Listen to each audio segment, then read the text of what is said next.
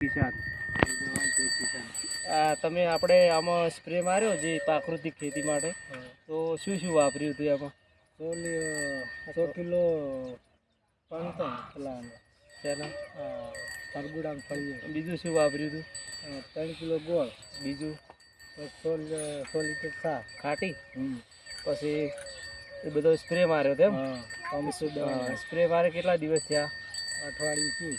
તો હવે તમને કેવું લાગે છે આમાં? હવે સારું, એના માટે ઈયળો માટે સારું. હા, હવે તમે ખેડૂત મિત્રો જોઈ શકો છો, તે એક સ્પ્રે આપ્યો હતો. 6 કિલો સરગવાના પાન, 2 કિલો ગોળ અને 6 લીટર ખાટી છાશ. અને તમે હવે ગ્રોથ જોઈ શકો છો. એમાં પણ કોઈ પણ ઈયળ કે આ ઉડતી મચ્છી, લીલી ઈયળ કે કાળી ઈયળ કે કોઈ પણ આમાં દેખાતી નથી. અને એની સ્મેલથી રોજ કે ભૂંડ પણ આવતા નથી. અને એનો ગ્રોથ પણ બહુ સારો થયો છે, તમે જોઈ શકો છો.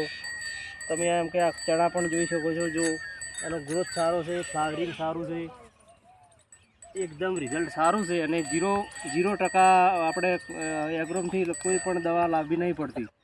અને જોરદાર એનું રિઝલ્ટ બહુ સારું છે. બધા ખેડૂત મિત્રોને નમ્ર વિનંતી કે આપણે આવી રીતે દેશી દવાનો ઉપયોગ કરો તો આપણી જમીન ઝેરમુક્ત થાય અને કોઈ પણ જાતનો બગાડ થતો નથી. અને એની ફ્લાવરિંગ છે, પછી કોઈ રોગ બીજા જેવા આવતા નથી. જય જવાન જય કિસાન.